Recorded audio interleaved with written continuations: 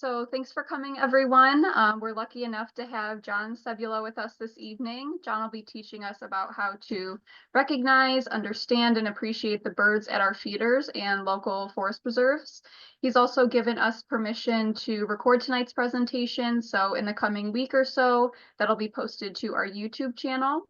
And feel free to hold your questions till the end. There is a Q&A feature in Zoom. So if time allows, we can have John answer some of those at the end of the program.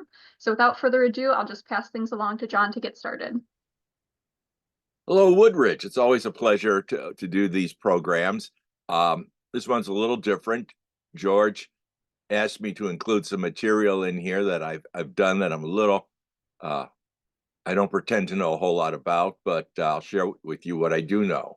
So I'm going to be talking about winter birds in DuPage County. And I should ask, Savannah, is there a little box showing up in the middle of the screen? I get a box that tells me, would you like to unmute your microphone? And I don't know what that's all about. To me, it sounds like you're unmuted, just because I can hear And you is there on my anything in the screen? Is Nope, there anything? I'm just seeing your screen. It says winter is a great time to bird, so I Okay. can see all the information there. Okay. There's something showing up in the middle of my screen that I Oh, can't gotcha. get. You might be able to minimize that or get it out of the way. Sometimes It doesn't bother me. no, Just okay, as you're long good. as you can see what I want you to see. Okay. So We're good. winter's a great time to bird. For one reason, of course, trees are largely bare, so the birds are more exposed. Uh, birds also tend to congregate in the winter.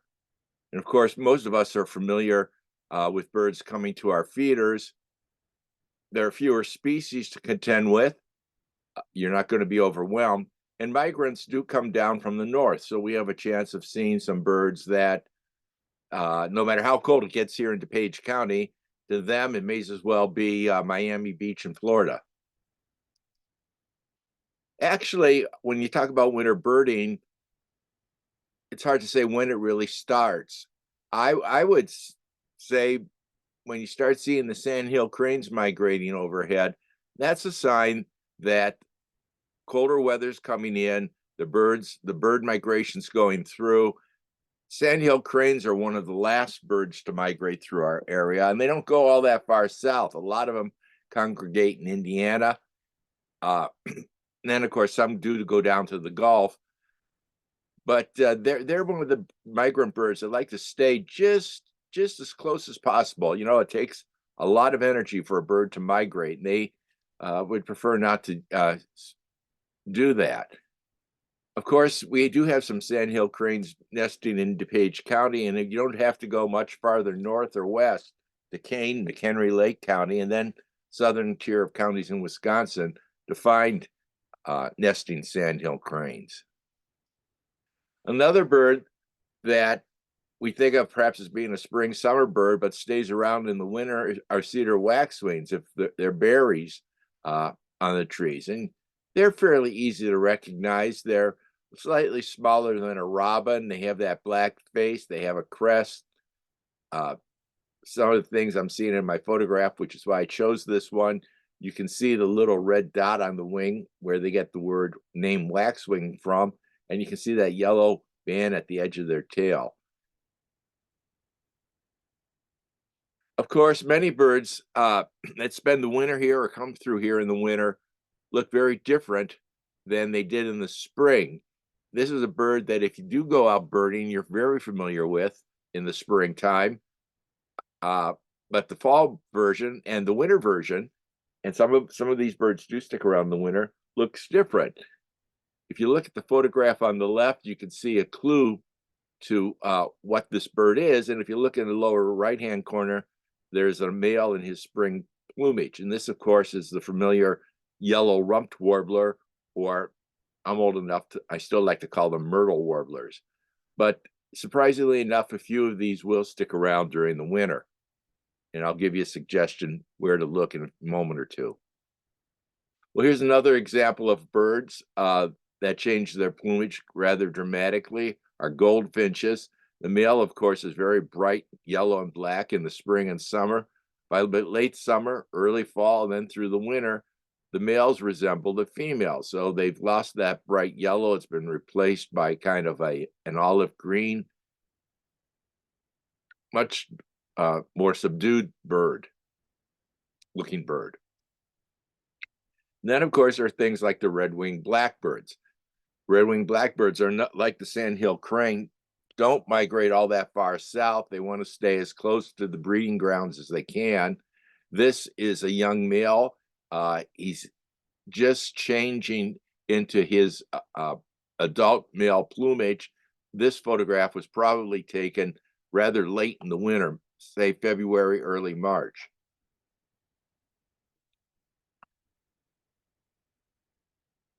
So bundle yourself up, get out there and start looking for birds.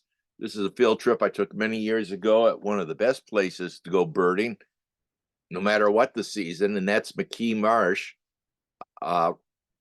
in, well, it's argument if it's in Warrenville or Winfield or Wheaton, but it's along Mack Road, and it has a nice parking lot. It could be a good 4-hour walk if you walk entirely around the marsh. There's a very nice trail. We saw quite a few birds that day. Some people are sometimes a little disappointed because they see things like the Canada goose and they dismiss them. Well, they're common, blah, blah, blah. I think they're well worth studying. It's not entirely clear if the Canada geese that spend the winter here are the same ones that have individuals that have spent the summer with us, but we do have large flocks. One of the places where I have seen, I imagine, thousands of geese is at Hidden Lake Forest Preserve, just south of Butterfield Road and east of Route 53 in Lisle, just north of Morton Arboretum. In fact, many of the birds that are reported from the Morton Arboretum, you can see at Hidden Lake. Another good place to go is Blackwell Forest Preserve, where they have huge flocks of Canada geese during the late fall and through the winter. Let's talk a minute about the birds that stay here year-round. Some of them aren't entirely surprising, but the robin might be to some people. It's often seen as a sign of spring. The fact is, robins do stay here during the winter. Not many, and you have to know where to look. Their preferred habitat is somewhere near open water where there are shrubs with berries. So I found a lot at Herrick Lake, even in January. In fact, this photograph was taken one day when I had trouble taking photographs because my batteries were getting too cold in my camera. Excuse me. But other birds, how do you like that? I misspelled the word here, American crow. I meant American crow. But things like the mallard, red-tailed hawk, these other birds are very often found while we go bird watching in the winter. Don't overlook flocks. Of course, geese congregate in flocks like this one on the DuPage River at Churchill Woods in Glen Ellen. But you want to look carefully at these flocks because sometimes, quite often, you'll find other species mixed in with them. Last winter at College of DuPage near the Kirk Prairie, there were snow geese mixed in with Canada geese. Here are some white-fronted geese that were mixed in. I believe this was late December, early December, I should say, at Fermilab several years ago, and that's not unusual. And you might find some birds that look like Canada geese, but smaller, not much larger than a mallard. Well, those are cackling geese. And if you're lucky, you might see one of our native swans. The trumpeter swan actually breeds in this area, but individuals and small flocks show up wherever there's open water from time to time. Open water, wherever it is a good place to go birding in the winter. Along the Fox River would be good. Some of the forest preserves have lakes that do stay open all winter or well into the winter. I'm thinking at West Branch Forest Preserve, Mallard Lake or some of them, and they're worth investigating. Some days you won't see anything, and other days you'll be rewarded with a number of birds. You might find something like this ruddy duck, this Drake ruddy duck that stayed in this area for a while. And they're a small duck, but you can see the male is really easy to identify. He has that ruddy red body, the white mask, the blue bill, and he's slightly smaller than a mallard. Hooded mergansers, a diving duck, also hang around. If you really want to see diving ducks, you need to get to Lake Michigan, especially up maybe in the Waukegan area, Winthrop Harbor, and you'll see a number of species of diving ducks that stay out in Lake Michigan where there's open water. Of course, to do birding there, it's helpful to have a telescope, but quite often you'll find other birders and they'll have telescopes and they'll share with you.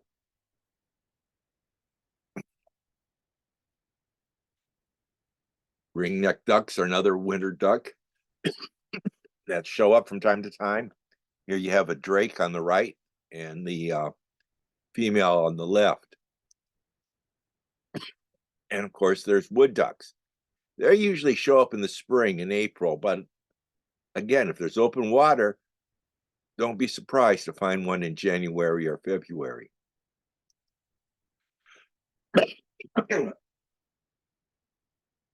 You might even see something like this loon. This is actually one in breeding plumage very late in the winter, early spring. But they'll look like a duck, but if you watch them, they dive underwater and they stay under and show up many yards from where you see them go under. So they're a typical bird you might expect in the wintertime. Ring-billed gulls, probably our most common gull around here. This is a young one, maybe in the second or third year, just about ready to transform into an adult. I've had bronchitis and I'm just kind of getting over it. You can see the ring on its bill. You can also see its yellow legs and its feet. It looks very similar to the herring gull, which is a slightly bigger bird, but notice it has big, my goodness, big legs and feet, and it has that little red dot at the tip of its lower bill. Red-tailed hawks are probably the most common hawk here during the winter. The one on the left is a female that Willowbrook was releasing, and I happened to be there that day. You can see the band they put on her one leg. One in the lower right is an adult. It's probably the first one I ever photographed. It was at Lambert Lake here in Glen Ellen.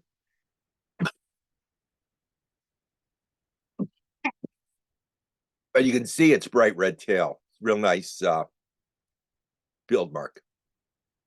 And if you get real lucky, you might spot a northern harrier or a marsh hawk. They show up in open areas, especially marshy areas. This was at Springbrook Prairie in Naperville. And if you look, a real obvious field mark is that white rump.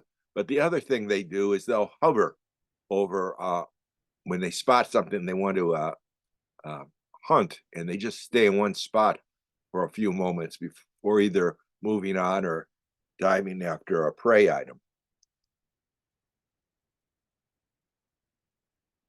If you have bird feeders, sooner or later, sharp-shinned hawks and Cooper's hawks are going to show up. This is an adult. I called it a sharp-shin. They're pretty hard to tell apart. I based my identification of this one because it was smaller than the Coopers I've seen. This was at the Nada Forest Preserve, the east part, just by the parking lot. And some days, if you don't have a lot of birds, if you at your feeder, it might be because there's a Cooper's hawk or a sharpshin in the area. Cooper's hawks tend to be here more commonly in the winter than sharpshins. Well, This is something George said a lot of you were interested in, and that's owls. And quite frankly, winter, especially January through March is when they nest, and you might hear something like this.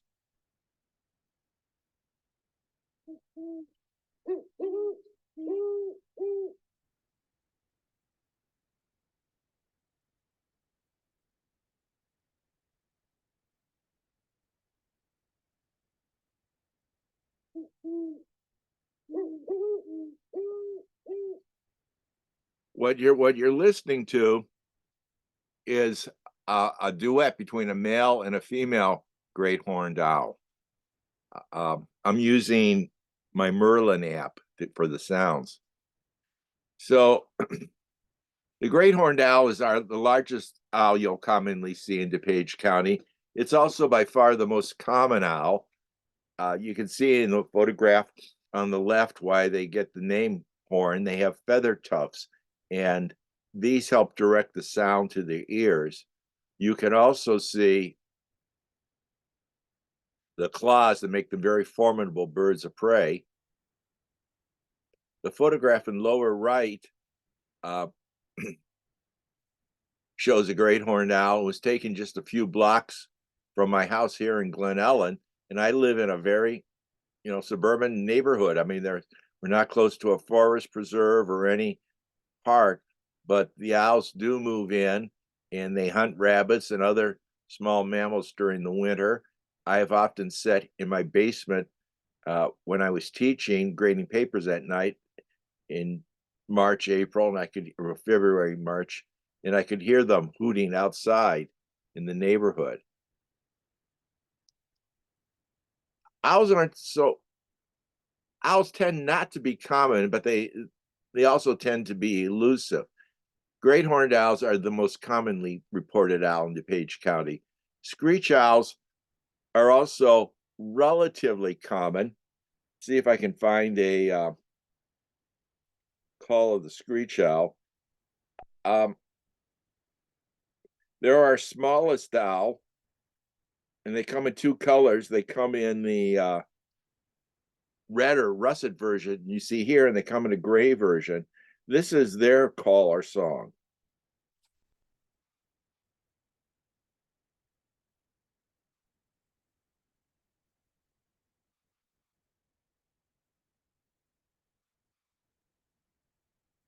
If you live near a forest preserve, you have a much better chance of hearing these from your house. But I've heard them once or twice here in Glen Ellen. So they're out there. They're very elusive. Now there's 8 species in total. I've shown you the 2 most common. Here are 3 more that show up. Well, sometimes. The barn owl hasn't been reported for a number of years. When I first started bird watching in DuPage County in the 1970s, there were still some in some of the remaining barns. The Forest Preserve has bought most of those farms, and those barns were removed. So barn owls have not been reported for DuPage County for quite a while. Barred owls, the one in the upper right-hand corner, are here. They are year-round. They've been reported, let me think how recently, just last week from Morton Arboretum, which is where there seems to be a couple pairs in there. They have a kind of an interesting call.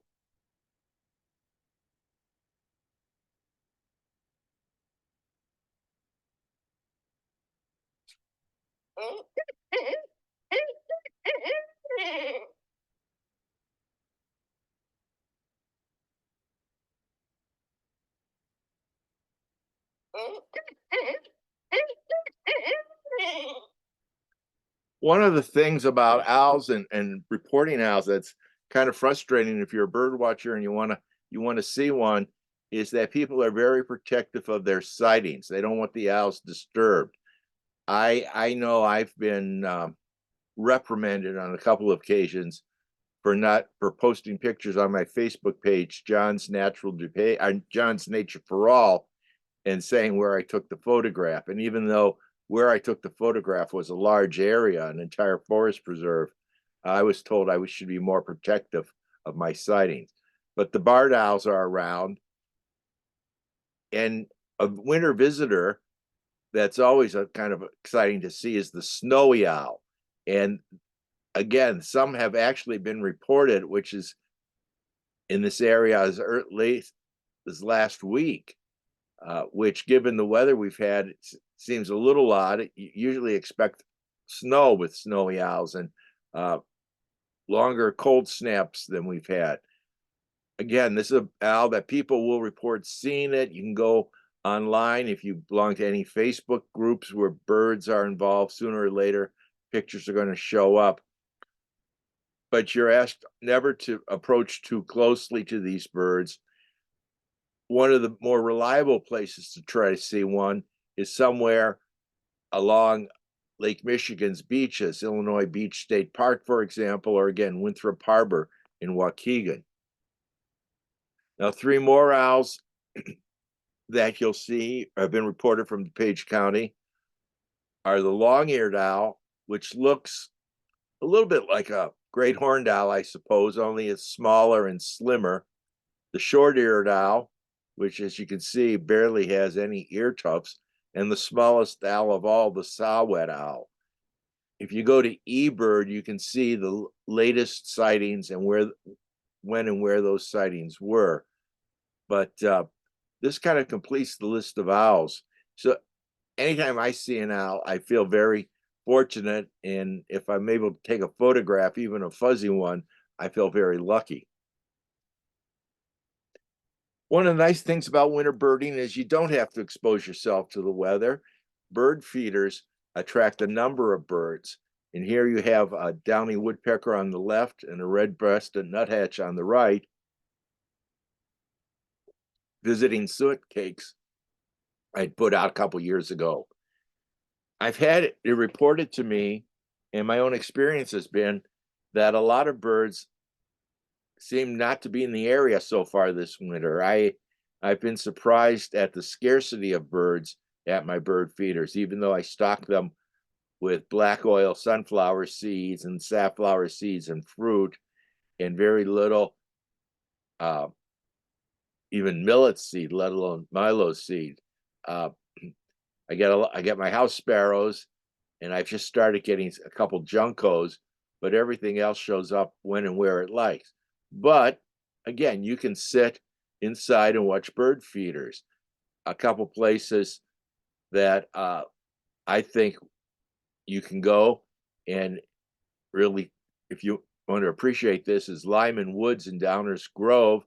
They usually have their bird feeders stocked, and you might have to sit outside, but the birds are only a few feet away from you.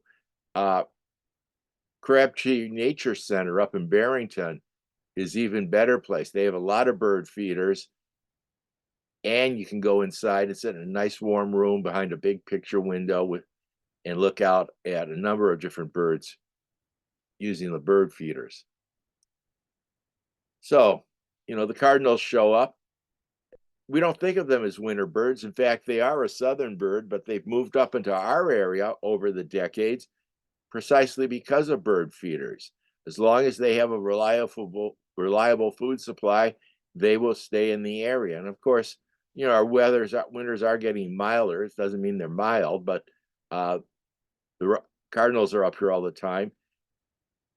I pretty consistently hear my first male cardinal doing a territorial song on Valentine's Day, and I have for a number of years. So I don't know if it's because I become especially interested in what I hear on Valentine's Day, or if that's really when they start their mating season, but that is the case. Of course, you might get flocks of chickadees, black-capped chickadees. In my experience, the chickadees really like sunflower seeds with the shell on. When I offer sunflower seeds with the shells off, I don't seem to get very many chickadees, if any. But as soon as I put in the sunflower seeds with shells, they'll start showing up.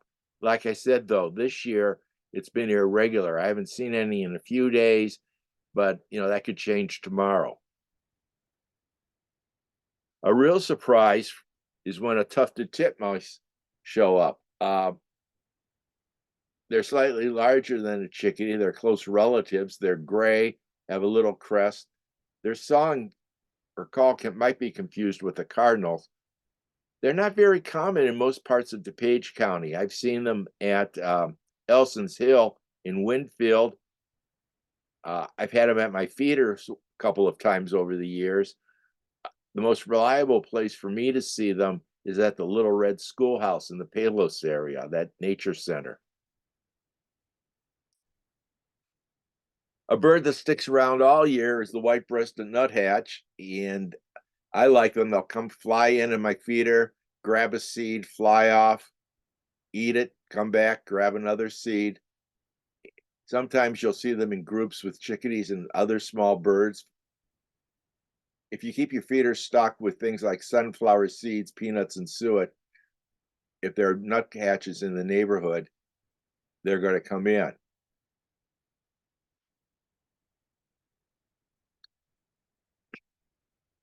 Starting in October and then right through this April, you may also see a northern relative of the white-breasted nuthatch. It's the red-breasted nuthatch.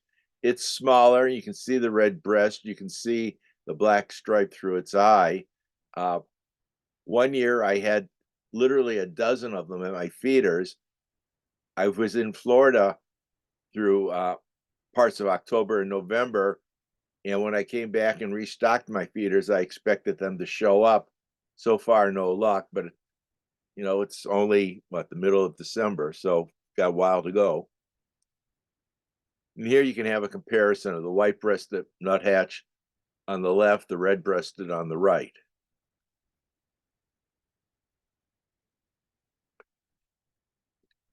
During the migration, and sometimes during the winter, you'll see this bird. Can you see this bird? It's a brown creeper. I've taken photographs of them and looked at my own photograph and not been able to recognize the bird right away. Like a woodpecker, they have a stiff, they're songbirds, but they have a stiff tail feathers, and they usually land at the base of a tree and creep up, and they encircle the tree.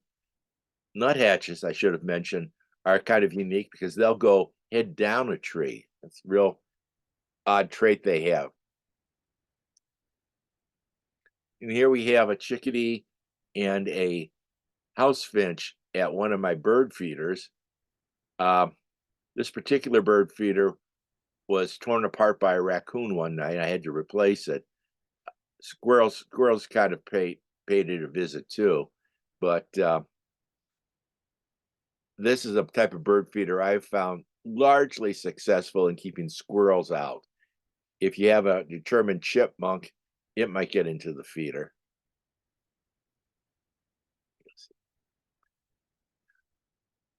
If you want to get goldfinches and its relatives, Niger feeders are the way to go. They're sometimes called thistle feeders. Here's a flock of pine siskins. I'll talk a little bit more about those in a moment. So we've already talked about woodpeckers. Suet's good for woodpeckers and other species.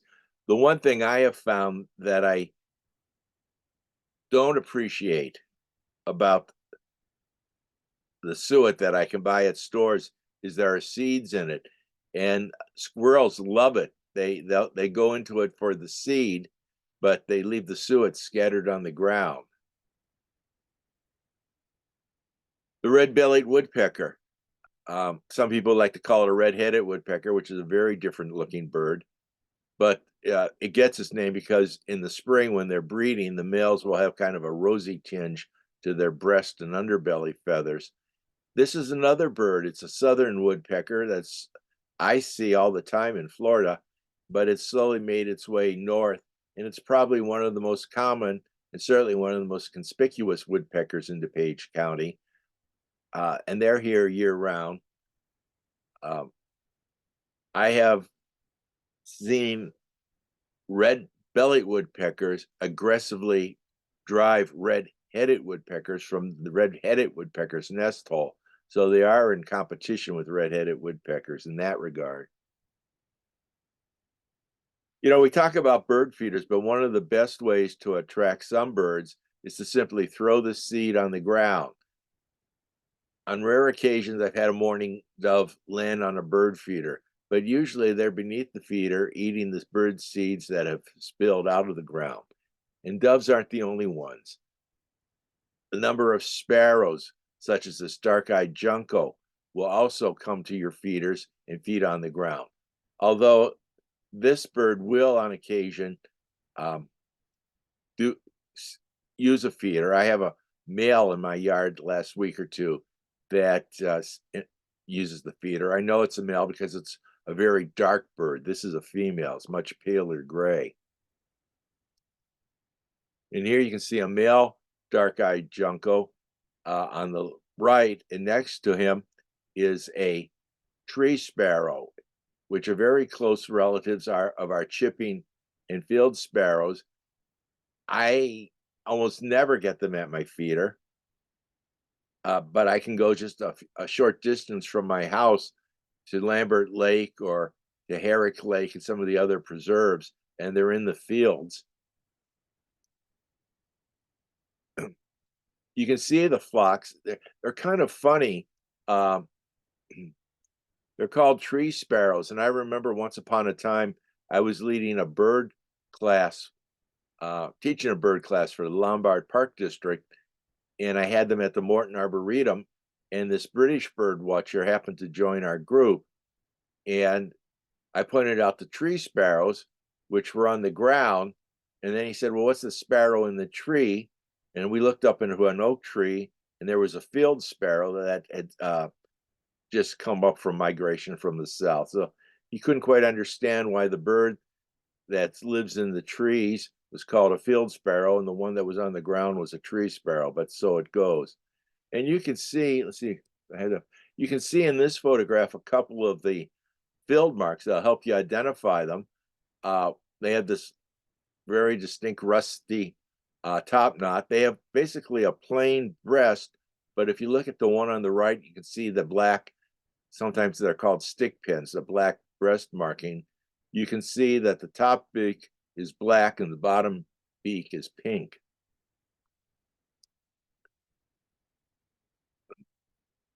I have to apologize. What? I have something covering up. I can't even tell what kind of bird I have in this photograph because there's something on my screen I can't get rid of. We'll just go. Oh, I know what this is. This is a white crowned sparrow. They're a spring fall bird in our area, but some do stray. They stay here all winter. I have never had one in the winter at my feeder, but I have seen them at Herrick Lake and I'm sorry, Hidden Lake in Lisle. And another bird, similar habit, is the white-throated sparrow. You'll notice the white throat and the little yellow dot before the eye. And again, it's a spring fall bird, but a few individuals do stick around in the wintertime. Some people are concerned about feeding birds that it throws the birds' migration off. When I've seen a white-throated sparrow or white-crowned sparrow, they're nowhere near feeders. Lincoln Marsh and Winfield quite often will have these birds well into the wintertime. Another bird that belongs to the same group is a very large sparrow. It's the fox sparrow, very russet, very rusted. They tend to migrate through, but again, it's another example of a bird that some do stay. If you travel, you'll see a number of variations in their plumage. This one,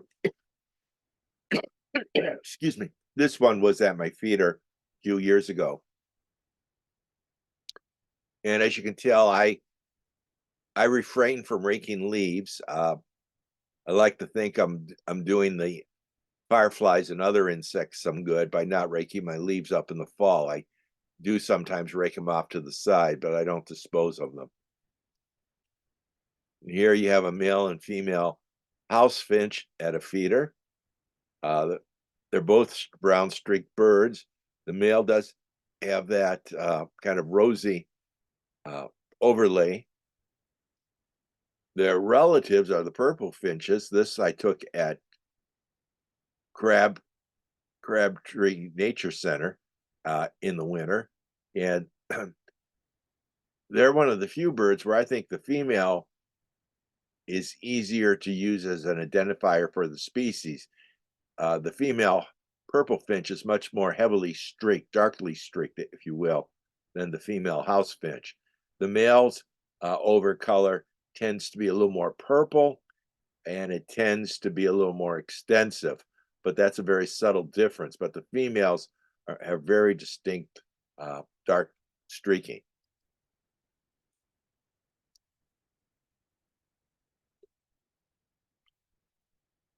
Another finch that we get here are pine siskins. They're relatives of the goldfinch. And they have eruptions. Some years there's lots of them, some years hardly any. Uh, and when they do come down to our area, I've had them for a week at a time at my feeder, then they all just disappear. They were at that Niger feeder in an earlier slide. You'll see the yellow streaking on the wings there, and they're streaked. They have a very sharp bill. It's hard to imagine and think of them as seed eaters, but that's what they are. You know, bird names can be confusing. Here's a bird, it's called a common redpoll. Well, if you look at the one on the left, you can see where the redpoll comes from, but they're anything but common in our area. And this was a pair I had at one of my feeders. I forget how many I had that particular time. They've only shown up once at my feeder here in Glen Ellen and once at my feeder in Lombard when we lived there. But they do show up in the area. Again, if you want to see what's what, and what you can anticipate, I strongly recommend you go to ebird.org and go to the Explore page, and you can hit a couple of ways to do that. You can hit on an area, you can hit DuPage County, and it'll give you some of the more notable sightings. Or let's say you're going to a forest preserve, Green Valley Forest Preserve, for example. All you have to do is type in Green Valley Forest Preserve in the hotspot finder, and you'll see reports from people who have been there last few days and what they saw. So that's a real useful tool. I've been getting a blue jay this year, and it's kind of unusual. First of all, only because blue jays are really interesting birds. They stay in family groups, and usually the last year's young stay with their parents for at least a year and help raise the new ones, and they feed in groups. And you've probably heard them calling back and forth to each other. Well, I had one bird, just one blue jay, showing up at my feeder every other day or so, and it's by itself. If I go outside and listen, I don't hear other jays calling. But some people like them. Some people think they're a little too aggressive. I was surprised to see this one at the feeder, because usually in the past when I've had them at feeders or seen them at other people's feeders, it's been kind of an open table-like feeder. I didn't think they'd go to a feeder like the ones I use, but this one has learned to use that feeder, and he likes to come in, and he's not particularly aggressive, doesn't drive the other birds off. He's large enough that if one or two sparrows get on the perch with him, it closes the feeder up and they all leave, but you'll have them in the winter. And of course, here's a bird deserving our respect, the house sparrow. A lot of people dislike them. I have to admit, I've had days, and during the warmer days in the autumn, weeks at a time, when the only birds I saw at my feeder were house sparrows eating up the good bird seed, not the cheap bird seed. And that's the downside. The plus side is that they do attract other birds. Their activity do attract other birds. And I sometimes think that they fill kind of an ecological niche in our communities that we don't have native birds that would fill in quite the same way. So we have a female on the left and the male on the right. One year, the DuPage Birding Club had a field trip in January to the Mississippi River, and I went on that trip. As you can see, we didn't have a lot of snow that day, and it wasn't particularly cold. Uh, when we went to a number of spots up along the river, we saw some birds. Some I was able to photograph, some I saw but wasn't able to photograph. And you can see that this is actually an opportunity, if you have a telescope, to use your telescope. Uh, or if you have high-powered binoculars. For most bird watching, 842s, 735 binoculars are good. But when you go out along the river, you might want to use your 10 power or 12 power binoculars. So some of the birds we saw that day were bald eagles. That was the reason we went to the Mississippi River. This one was not photographed there. This was photographed at a place I go to in Florida. But we did see bald eagles. They congregate. They eat the fish. They steal fish. They'll go after ducks and some other birds too. We were surprised the day we were there that there was still a white pelican on the river just below one of the dams. And then when there was ice, we saw flocks of gulls, mixed gulls of herring gulls and ring-billed gulls. Flocks of gulls are always worth studying, though, because sometimes you'll see a rarity in there, maybe a lesser blackback gull, or sometimes, especially if you're on Lake Michigan, some of the Arctic gulls show up from time to time. And of course, I like to go to a place here in Glen Ellen along the Great Western Trail because there are flocks of monk parakeets that have built their nests, their colonies actually, some of the electrical towers in the area. And so you might see a monk parakeet. You'll hear them before you see them. For some reason, they're very, very, I'm going to say shy, but I've had very few opportunities to photograph them, even when I hear them all around me. Well, I'm going to try to take some of your questions now. And I want to thank you, first of all, for inviting me. I always like talking to you, Woodridge Library. You're a very appreciative audience, and I can appreciate that. So let me see what some of my questions are here. Absolutely. Oh, sorry, go ahead. I just wanted to thank you first for your presentation. I loved all the pictures and the sounds. That was great. Looks like someone did ask about one of the sounds, and they said that the screech owl call, it was a little bit hard to hear, and we were wondering if you would be able to play that one again. Well, let me find it.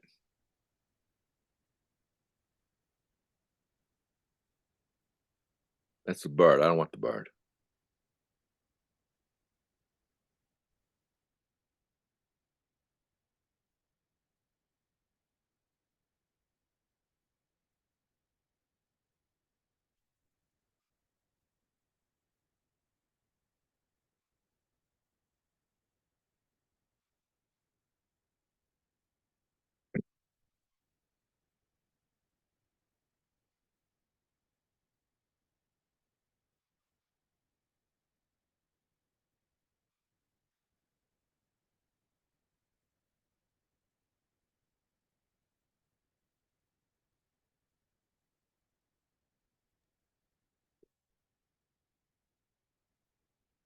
Nadine is asking, does Lake Michigan freezing over have an effect on the birds that like open water?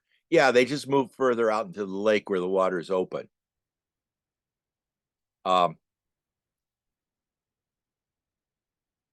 Sometimes, though, even close to the shore. I know one of the places I've been to and seen a number of ducks is along Navy Pier. The water seems to stay open there a little bit more. Dolores said, I saw this beauty. I don't have a photograph here, though, showing up. Nadine's asking again, can you recommend a good bird identification book? You go to the Woodridge Library, and I'm sure they have lots of them. It depends where you are. And I have a whole program about bird guides, field guides. The one that a lot of experienced birders seem to be using now is by Cebula.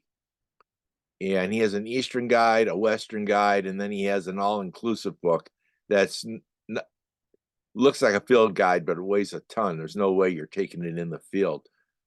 I think for beginners, Peterson's Field Guide to Eastern Birds is a good place to start, only because Peterson really does keep it simple. And it's only recently, I should say this, that I've put bird apps on my phone. I have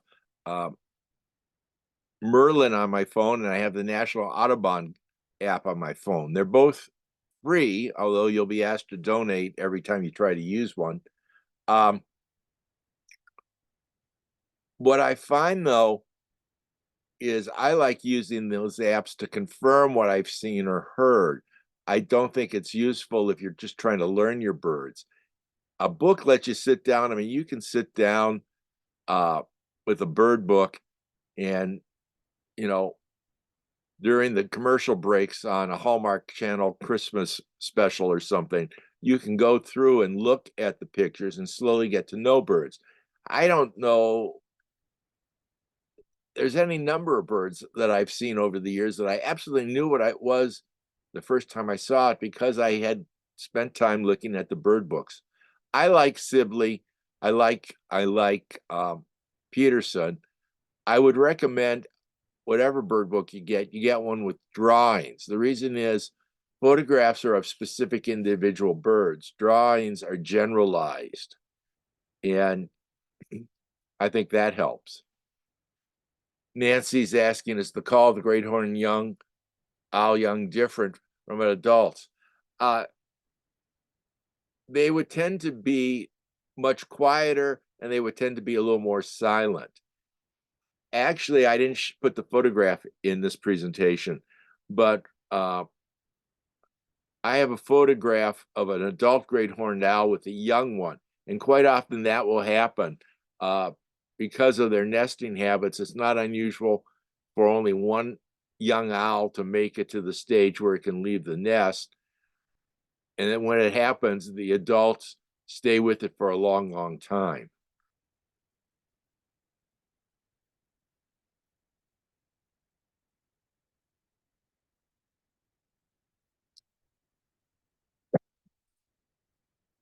Well, I'm thinking.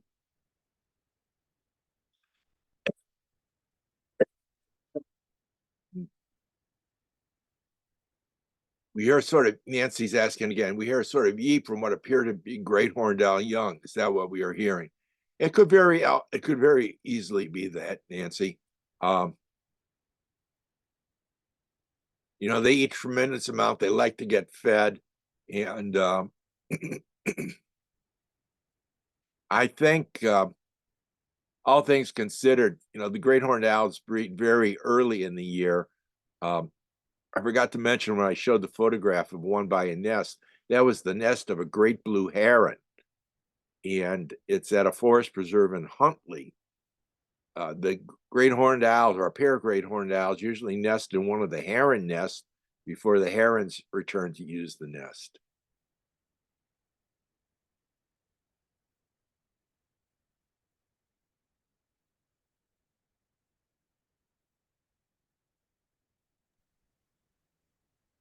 Bird song apps. Yes, Nadine. Merlin is a bird song app, and National Audubon is a bird song app, and you can get them. They're both free. Audubon's a little more, how do I want to say this? Merlin really focuses a lot on the call itself. Audubon will tell you a little bit more about the bird. initially I installed Merlin on my phone, and then I got Audubon because I was having trouble with some of the calls actually getting them loud, uh, so I could hear them. Audubon seems to be recorded at a higher volume. I should tell you that it's generally frowned upon to use the bird call app to attract a bird. I personally have violated this once or twice, uh, trying to photograph house wren. Certainly brought the house wren in, but once the house wren saw that I was close to where the sound was coming from, it left just as quickly. But what I like about Merlin, what you can do with Merlin that I really like is, and I've done this many places, is they have what they call the identification feature. So you hit identifications and the app is listening for birds around you. And this spring, my wife and I became grandparents to a puppy, I guess. I don't know what you call us. I'm called Papa by my son now because when I watch his dog. But I'd be sitting out in the yard with the puppy and I'd hear a bird I didn't recognize, and I'd turn the phone on and it would tell me what it was, or I would say to myself, that sounds like, but it can't be. And it's quite often. I had rose-breasted grosbeak, I had scarlet tanagers, several kinds of warblers that the Merlin app alerted me to their presence, and I was able to see most of them. When I'm in Florida, um, when you go into some of the forest or mangroves, it's very, very hard to see birds. Uh, and when I go to one spot in particular, I sometimes hear a bird in the distance, and I'm not familiar with them all yet. And I use the Merlin app, and it tells me what I'm hearing. And then a couple of them reminds me of birds I've heard. For example, Carolina wren is a bird that I'm familiar with because of I have a brother who lives in North Carolina, and they're all over his neighborhood. And but it's been a few years since I've seen or heard any. And I heard a bird in Florida in one of the mangroves. I said, "Boy, that sounds familiar," and I wasn't sure what it was. Merlin identified it as a Carolina wren. So, Nadine, I recommend Merlin and then the National Audubon app.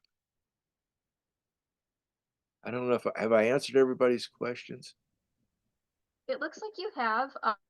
Someone just wanted to clarify that the recording will be on YouTube. So when George comes back, that should be up ideally in the next couple of days, but by the latest next week. Thank you so much again, John. This was very informative. I appreciate you answering everyone's questions. I had no idea that drawings in books would be a preferred way to learn about them instead of photographs. So that was kind of a nice detail that you shared. I did also just check our catalog. If anyone's interested, we do have a pretty good selection on birding books. So if you want to learn more that way, you can. Otherwise, John, you said you can be connected with on Facebook at John's Nature for All. Nature for All, yeah. And I Okay. should put up, Savannah, I shared with you earlier that I stopped by the library this summer for the first time ever.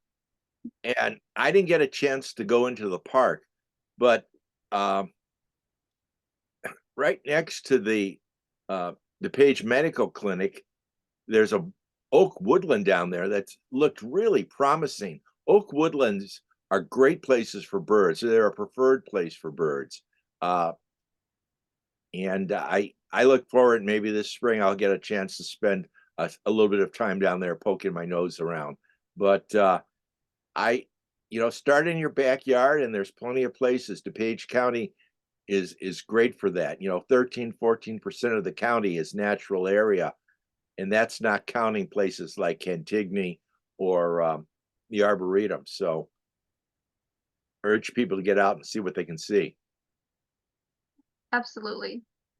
If you had just one more moment, a question just came in. Someone is asking if baby birds in nests at night are generally quiet. They hear a lot of sounds like screeching late at night, and they want to know what birds would do that. I don't know the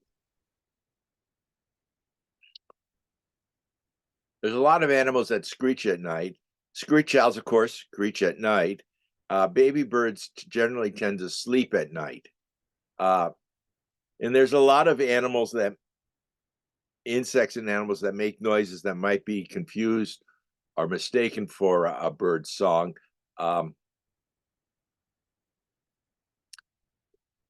Again, it depends on the time of year and the habitat. You know, now that that question, Buster has asked that question, I'm wondering, and I've never ever had an opportunity to test it out, if all my little bird apps that identify birds by sound could identify a baby bird sound. It depends if anyone's recorded it or not. But baby birds are generally quiet at night. Don't forget, though, there are plenty of things that are out at night hunting baby birds. Uh, so that might be part of it too.